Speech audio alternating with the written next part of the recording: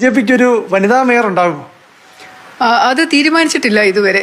ഇപ്പോഴത്തെ തൽക്കാലത്തെ അജണ്ട എന്ന് പറഞ്ഞാൽ നമ്മൾ ജയിക്കുക, നിർത്തിയിരിക്കുന്ന സീറ്റിൽ ജയിക്കുക, പരമാവധി കൂട്ടമായിട്ട് പ്രവർത്തിച്ചുകൊണ്ട് BJP-യിലുള്ള എല്ലാ സ്ഥാനാർത്ഥികളെയും ജയിപ്പിക്കുക. എങ്ങനെ ഒരു മുൻ DGP ഇത്രയ്ക്കും തരം താഴ്ന്നു പോയല്ലോ എന്ന് ആലോചിക്കുമ്പോ സങ്കടമുണ്ട്.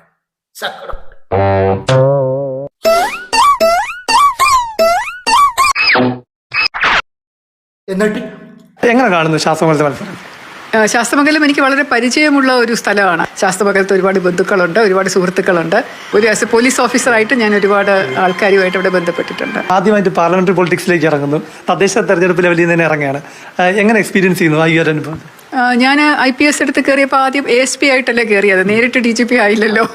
അപ്പം അങ്ങനെ തട്ടായിട്ടല്ലേ പോകാൻ പറ്റുള്ളൂ. അപ്പോൾ അതുകൊണ്ട് പാർട്ടി പറയുന്നു അച്ചടക്കമുള്ള ഒരു പോലീസ് ഉദ്യോഗസ്ഥയായിരുന്നതുപോലെ കുറച്ച് അച്ചടക്കമുള്ള അല്ലെങ്കിൽ ഒരു ഉത്തരവാദിത്വമുള്ള ഒരു പാർട്ടി പ്രവർത്തക എന്നുള്ള നിലയിൽ പാർട്ടി പറയുന്ന കാര്യം ഞാൻ ചെയ്യുന്നേ ഉള്ളൂ. പക്ഷെ അവിടുത്തെ ചില മനുഷ്യർ പറയുന്നു ഒരു വോട്ട് നിങ്ങൾക്ക് കിട്ടാൻ പോണില്ല. നിങ്ങൾ DGP ആയിരുന്നല്ലോ. DGP ആയിരുന്ന കാലഘട്ടത്തില് മനുഷ്യത്വം എന്താണെന്ന് പോലും കാണിക്കാത്ത, മനുഷ്യരോട് ഒരു മനുഷ്യത്വം പോലും കാണിക്കാത്ത നിങ്ങൾക്ക് ഒരു വോട്ടും കിട്ടില്ല എന്ന്. സത്യം പറഞ്ഞു കഴിഞ്ഞാൽ പോലീസ് കോട്ടേഴ്സിലെ പട്ടിക്കുട്ടി പോലും തിരിഞ്ഞു നോക്കൂല. നിങ്ങൾ ഉദ്ദേശിച്ചായിരിക്കും അല്ലേ? ആയിരിക്കാൻ വഴിയുണ്ട് അല്ലേ? നിങ്ങളെ ആയിരിക്കും, അത് നിങ്ങൾ തന്നെ ആയിരിക്കും പറഞ്ഞത്. എന്ത് ചെയ്യും